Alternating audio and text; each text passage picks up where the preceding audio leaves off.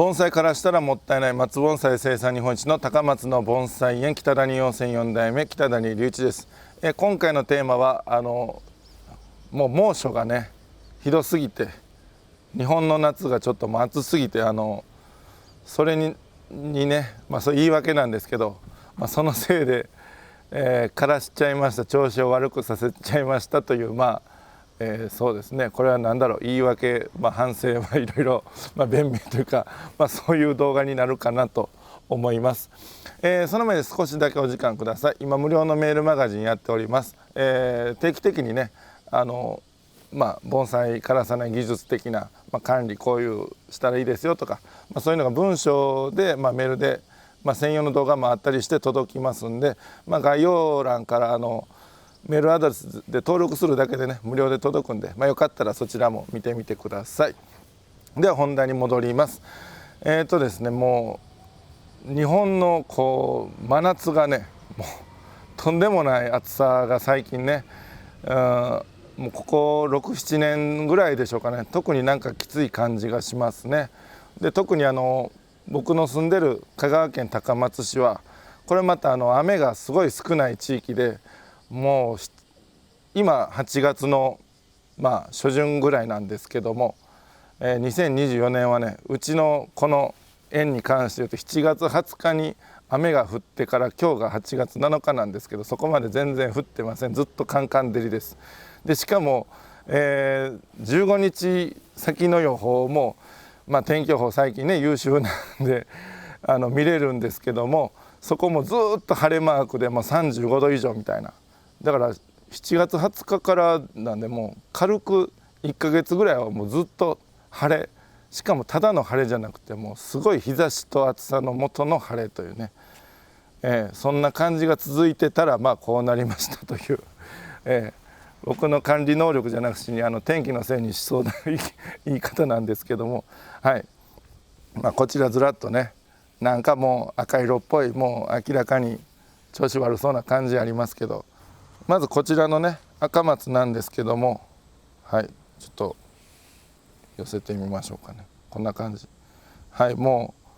う、完全に枯れてからもう何日も経ってるんですけども、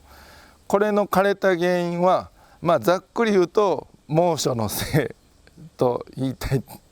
ところです。はい、ただやっぱこの木に対してね鉢が少し小さめに割ってます。これだけの話だと枯れはしないんですけども、真夏において他の大きめの鉢とか大きめの木とか、そういうのと同じタイミングだけでねこの小さい鉢のこういう赤松を育てる上では、真夏このまんまで良くなかったなと。何が言いたいかと言いますと、この下にねもう一つ大きめの砂の入った鉢をポンとその上に置いて、で、二重鉢なんて言い方もするんですけども、実質的にその鉢の容量を増やすような、方法だったりとか、この上にちょっと水苔を置いてみたりだとか、あとはこの赤松をねちょっと日当たりの悪いところにあえて置いておくとか、そういうことをしてたらこういう状態にはならなかったんじゃないかなという。だからその、猛暑のせいではあるんですけど、猛暑って分かってるんだったら、さっき言ったように、水が乾きにくくなるような水苔とか下の鉢据えるとかね、あとちょっと日当たりの悪いところ持っていくとか、そういうことをするべきだったなと。はい、他のね同じような形の同じような木がね全然何ともなくて本当元気な状態なんで、もう何にも考えずに、この子の兄弟みたいなのと一緒に置いてたら、この子だけねシューッと枯れちゃってね、あららっと。はい、なんで似たような木でも弱い子と強い子がいる、もしくはその鉢の容量がそうでも意外とその差があったとか、そういうことがあるんだなという、はい、注意深く見てたらこうならなかったなという、そういう枯れ方でした。はい、じゃあ次こちら、これね2024年春先、3月頭ぐらいに、種をまいた違うな、2023年の春だに種をまいて、今この状態なんですけども、だから丸1年ちょっとで、1年間は元気に育てたんですけども、2年目のね夏に日差しが強すぎたのかなという。水は多分ねしっかりこの葉っぱとか木の容量に対して十分なほど砂があるので、水はしっかりいってたと思うんですよ。もしかしたら水やりが多かったかもしれないんですけど、ただそれより以上にこの小さい赤ちゃんみたいな苗木がね、この強い日差しに耐えられなかったのかなと。だからこれがね良くなかった理由としては、寒冷車を上に設置してなかった、寒冷車で日よけをしてなかったとか、あとはその日当たりが良すぎたから、日当たりのちょっと悪いところにね、なんか建物の陰とか何かの陰みたいな、そういうところに置いといて、その分乾きは悪くなるでしょうけど、それに合わせた水やりをやるとか、そういうことしてたらもうちょっと元気になってたのかな。もしかしたら何をしてもこの猛暑ではこの子たちは枯れてたかもしれないですね。そこがちょっとねやっぱり全て推測なんでね難しいとこではあるんですけど、この調子が悪くなったのは暑くなってからなので、やっぱその暑さが何かしらは原因であって、でも対策はどれが正解かはなかなか分かりづらいっていうね、そこがもう最近の異常なこの暑すぎる天気がもたらしているところかなと思います。こちらはお話は以上ということで、ちょっと横をよけときます。で次こちら、これは未生の五葉松なんですけども、未生の五葉松は黒松についでる五葉松とかと比べてかなり弱いです、そもそもが。でもともとがね山の高い場所に生えてるような松なので、特にこういうね、うちなんかは山の中でもなく平地というか、割と低いとこ暑いところで日差しもガンガンに当たるところに置いてるんですけども、ちょっと日差しというか日差しはあるけど西日は当たらない程度のところに置いてたんですけど、こういう分かりますか、この辺もう先っぽが何にもないです。もう葉っぱ真っ赤で、これなんかもうちょっと枯れかけですけどね、かろうじて緑が残ってるけどもほぼ枯れかけ。こういう枯れ方はもしかしたら猛暑のせいなのかなと。このね春に5月ぐらいだったかな、植え替えはしたんですけども、他の芽は元気で、でもちょっとなんか葉っぱがちらほら赤くなってるところ、完全には枯れてないけど日差しで焼けてるなっていうところがちらほらあるような感じはありますかね。完全に真っ赤なのはね去年の葉っぱ古葉だったりするんですよ。これはもうどうでもいいんです。でもこの芯のとこが緑だったらいいんですけど、そこもねちょっと黄色っぽい、あんまりちゃんと出てなかったりとか、こういうのは植え替えのせいもあるし、植え替えした年のこの強い日差し猛暑っていうのもあるのかなと。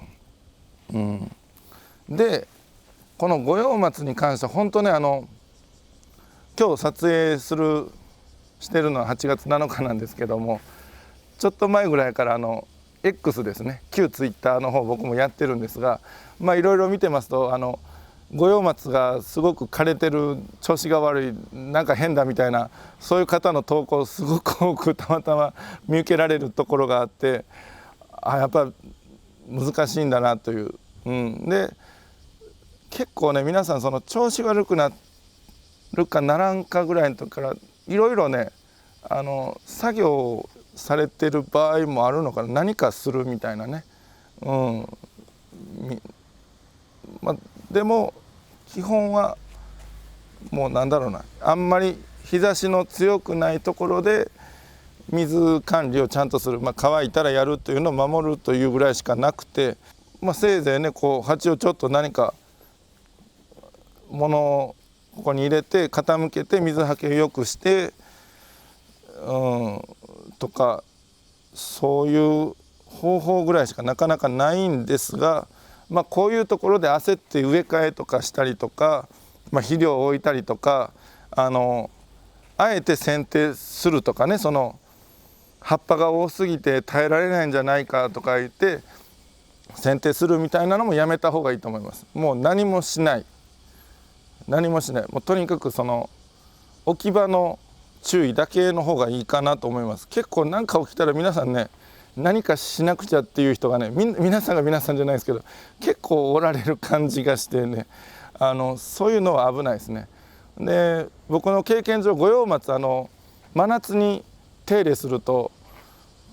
かなり調子が悪くなりやすい、なんなら枯れやすい気がしてます。その経験っていうのはうち畑にも五葉松いっぱいあるんですね。しかも強い五葉松、黒松に次いでる強い五葉松がいっぱいあるんですけども、それを8月ぐらいにいっぱい剪定してみたら、枝は枯れるわ、いかんのはもう本体ごと枯れるわでね、すごいえらい目に自分でしたんですけど、えらい目にあったことあるんで、やっぱ夏場の剪定は良くないんだなっていうのを一応経験済みなので、なるべくねちょっと調子が悪いから枝減らしてあげようとかね、でなんならちょっとかなりの日陰に入れてあげよう、それもどうかなと思うし、難しいですね。もうそもそもが暑い場所に適してないのを暑い場所で管理するということなので、未生御用に関しては本当に難しいと思います。はい、ちょっと未生御用の話がだらだら長くなっちゃいましたけども、今回はその猛暑の影響でこうなりましたと。1つ目はちょっと順を追っていきましょうかね。これ小さい赤松に関しては水切れと、おそらく水の足りなさが枯れたと。でこちらの苗木は日差しが強すぎて、もしかしたら日差しを遮るだけでもなかなかダメだったのかなという。はい、でこちらの未生御用松は植え替えの影響もあったかもしれませんけども、これもそもそもがそのものすごく暑い地域で育ちにくい木なので、難しいのかなと。かといって調子が悪くなったからいってすぐ何か作業をしてどうにかしようっていうのはあんまりお勧めしませんという、そんな感じのお話でございました。では本日は以上です。盆栽からしたらもったいない北谷4世4代目北谷隆一でした。チャンネル登録高評価メールマガジンもよろしくお願いします。